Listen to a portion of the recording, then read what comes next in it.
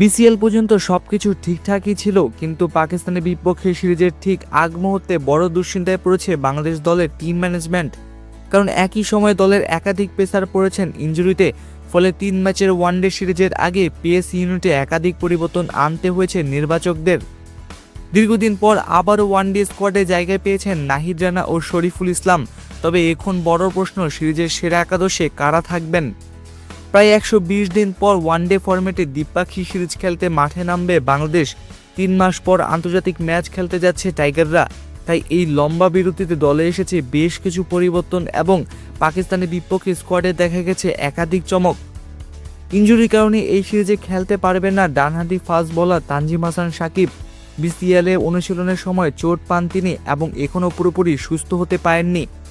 একই অবস্থা আরেক নিয়মিত পেসার হাসান মাহমুদেরও। ফলে সিরিজের আগে কিছুটা চাপই রয়েছে টিম ম্যানেজমেন্ট।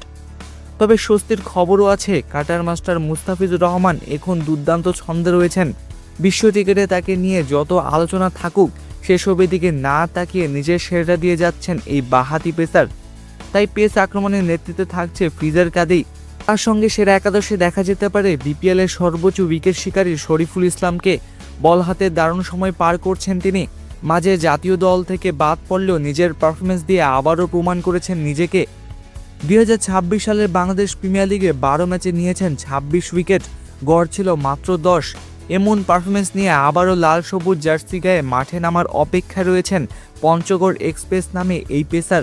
এছাড়া দুই পেসারে ইনজুরিতে সুযোগ পেতে পারেন তরুণ স্পিনার নাহিদ রানা।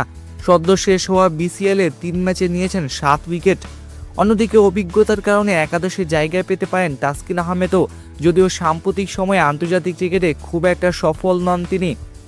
সব মিলিয়ে বলা যায় পাকিস্তান সিরিজে টাইগারদের পেস ইউনিটে কিছু পরিবর্তন এলেও আক্রমণ ভাগে রয়েছে ভালো ভারসাম্য। স্কোয়াডে আছেন বেশ কিছু পরীক্ষিত ক্রিকেটার যারা এই সিরিজে হতে পারেন দলের এক্স ফ্যাক্টর। আগামী 9 মার্চ ঢাকায় পৌঁছাবে পাকিস্তান দল। মিরপুর শেরেবাংলা জাতীয় ক্রিকেট স্টেডিয়ামে অনুষ্ঠিত হবে 3 ম্যাচের ওয়ানডে সিরিজ। ম্যাচগুলো হবে 11, 13 ও 15 মার্চ।